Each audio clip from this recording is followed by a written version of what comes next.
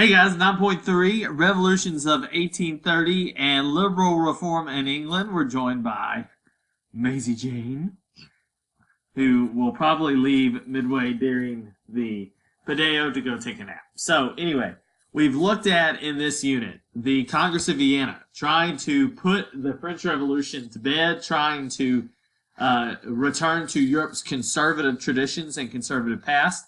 And we looked at 9.2, which is a very important section in terms of defining these new thought processes of how to address the challenges of the Industrial Revolution and the French Revolution. So now we're going to start looking at the history as it unfolds past the Congress of Vienna. We're going to look at how the revolutions, or a lot of tension rather, in Europe comes to the forefront in around the year 1830. And we're also going to look at how England addresses these new historical trends by trending in a more liberal direction. Now, some things to remember. There's the menu for you, if you want to get that. Things to remember is that conservatives had reestablished control in many European states and had attempted to suppress movements for change, and that the concert of Europe existed so that countries could fight revolutions across the continent together. It was not a country v. country, it was government versus their own people in an attempt to suppress these liberal and nationalist revolutions so that the conservative powers and the way that it had always been could stay in control. So that's kind of your summary there. Is after the French Revolution, again, we're basically playing whack-a-mole across the continent. Whenever trouble comes up, attempts were made to put those revolutions down, right?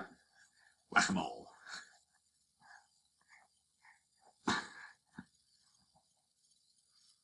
You see the High School Musical?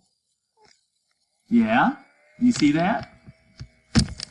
Oh, not very excited. Okay, so let's go ahead and start around the year 1830. Now, I want to preface this by saying I'm going to give you two examples of revolutions, but it should be noted that there are revolutions happening basically everywhere across Europe, with the exception of in England and in Russia. You see, well, not Russia at this point, but England mostly. So you see little revolutions happening all over the continent as countries see their people, the middle class and lower, start to push for the reforms that the French had won in the French Revolution and in the Napoleonic era.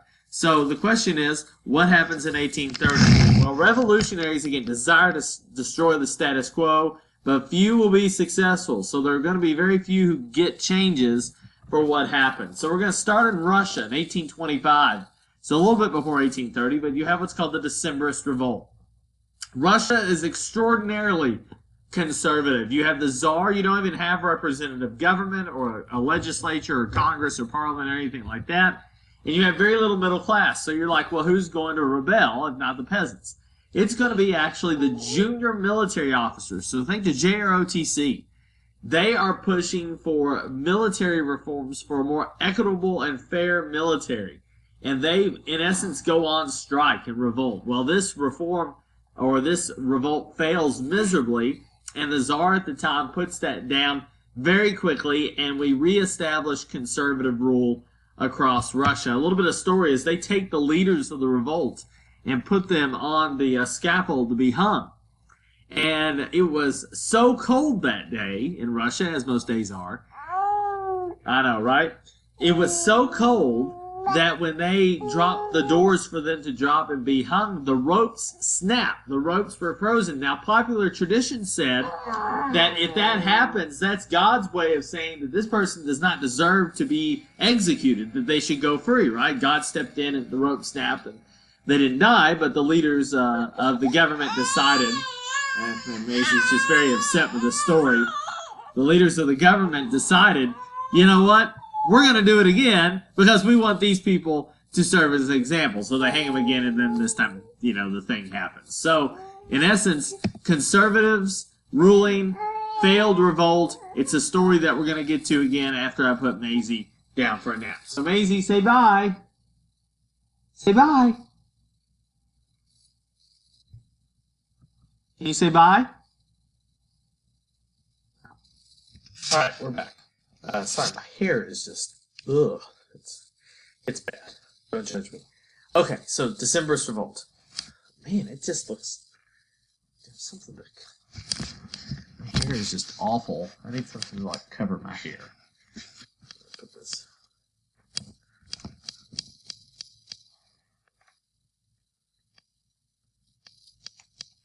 There we go. Okay, so that's the December's Revolt. Again, conservatives rule in Russia, and the revolt fails.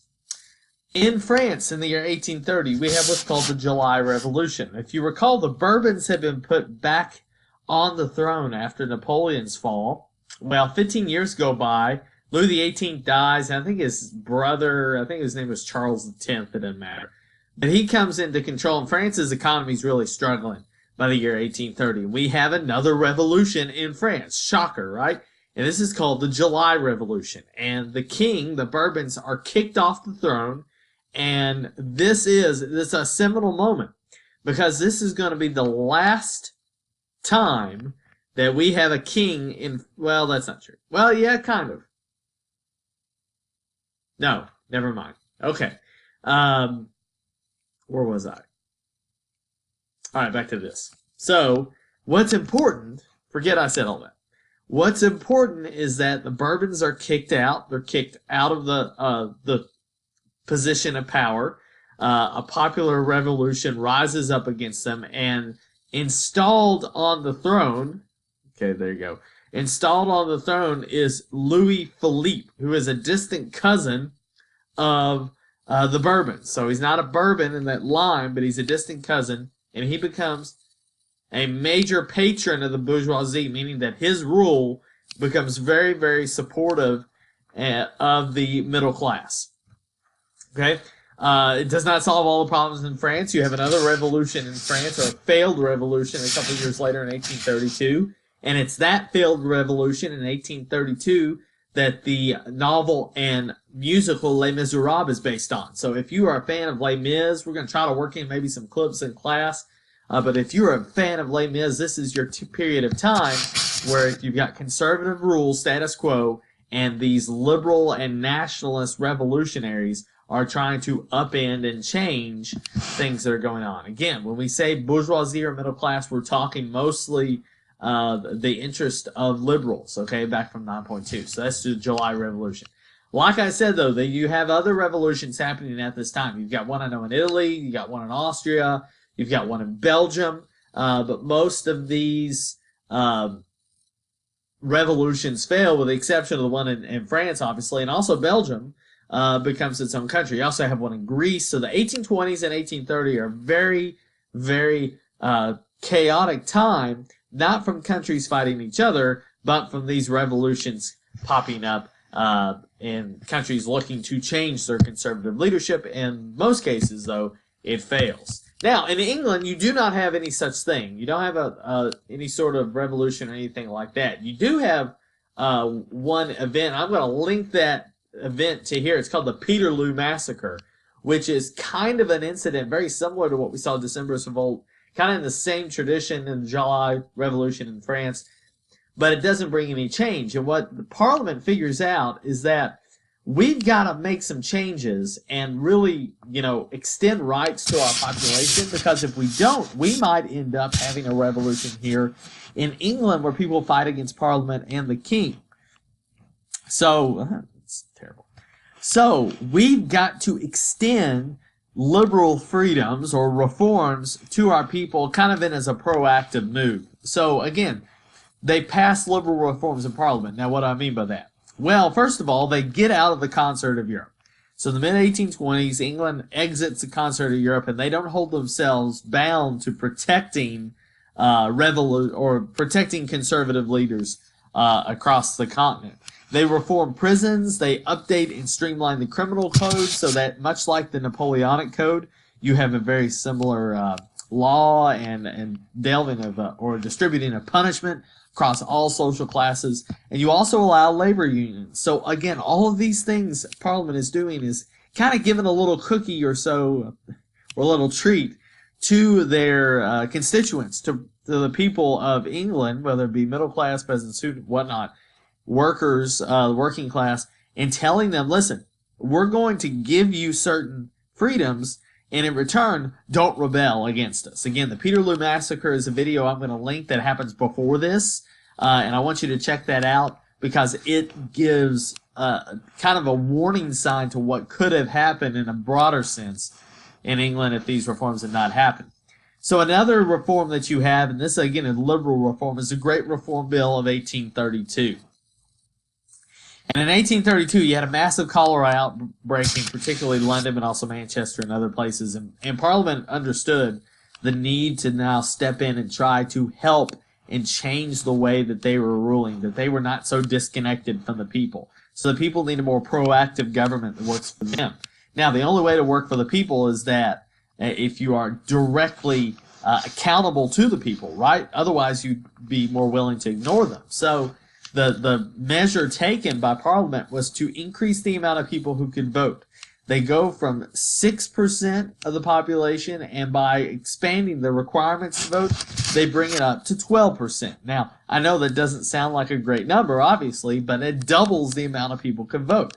And now, with more people having the ability to vote, that means Parliament has to listen to the wishes of double the amount of people that they had to do before. So again, it's the connection between the people and your government. It's a much more healthy connection and proactive connection than if you have a king doing whatever the heck he wants. So what did this do? Well, it increased the number of voters. It eliminated what are called rotten boroughs, which were basically ancient parliament districts established in, say, the 12 or 1300s that no one lived there anymore. Because industry had happened and population change over time, you had places that were represented in Parliament that had, say, 100 people living in them and had one member, and then you representing them, and then you had another place which had 10,000 people living there and only had one person representing them. So they kind of redraw the lines of who represents who. And then it's also given the precedent that the House of Commons becomes more influential than the House of Lords. So the House of Lords, which still exists in England, is basically a symbolic House of Congress, where the old gentry, the landed nobility, which is still a thing, that they would represent those interests in the House of Lords. But the House of Commons represents the people. That's where the elections happen, and that's where all the parliamentary power is given. So again, it's the connection between the people and the government that England is really working on here that really no one else across the continent is focusing on. So this is a thing where they're putting, I don't know what's going on, but they're putting in ugly stuff, corruption.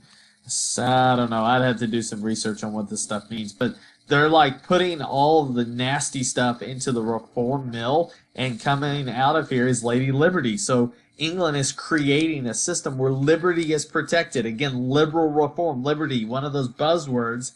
They want to protect the liberty of the people, and that's what you see here. Okay, so what other things does Parliament do? Well, you know some of these. Okay, again, they want to create laws which protect the well-being of the factory worker. This is stuff that you've seen already, so we're not going to spend a lot of time on.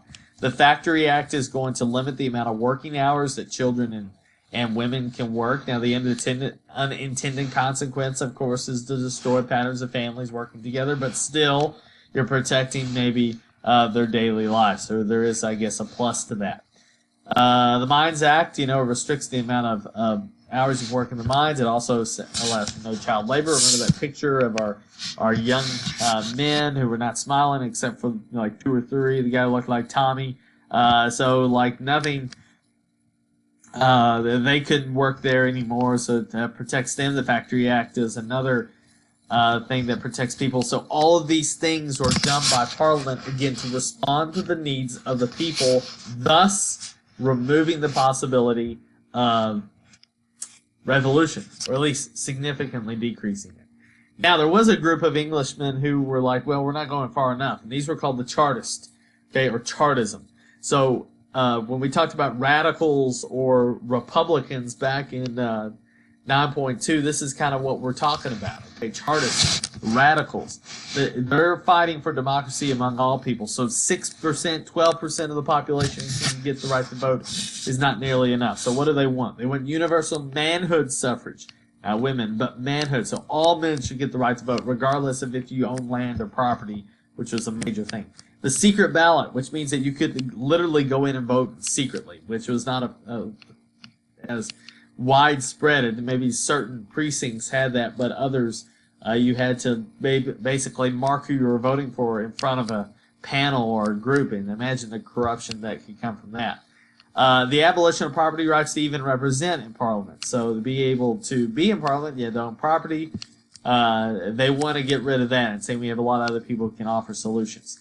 The movement fails. There are a lot more points of interest that are along with the charter, so you can look that up to see the full thing. The movement itself fails, but all the measures eventually will be adopted. So all three of those things are something that you see in England and the United States, for that matter.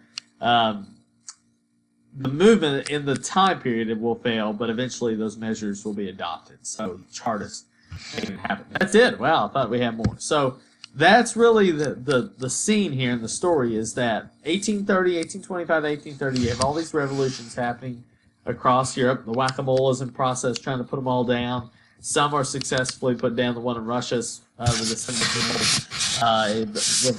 revolutions in Austria and Italy also. But in France, you have regime change, where you have Louis Philippe come to power, more friendly to the bourgeoisie rather than to the higher classes, the nobility, clergy, whatnot. And then you also have the liberal reform in England. Something that we will track is the connection between the people and government, about how that evolves over the 19th century in England by putting through these liberal reforms, by housing a voice or giving a room to talk about radical measures for democracy, really does forestall and push off the possibility of revolution. So that's where we'll stop.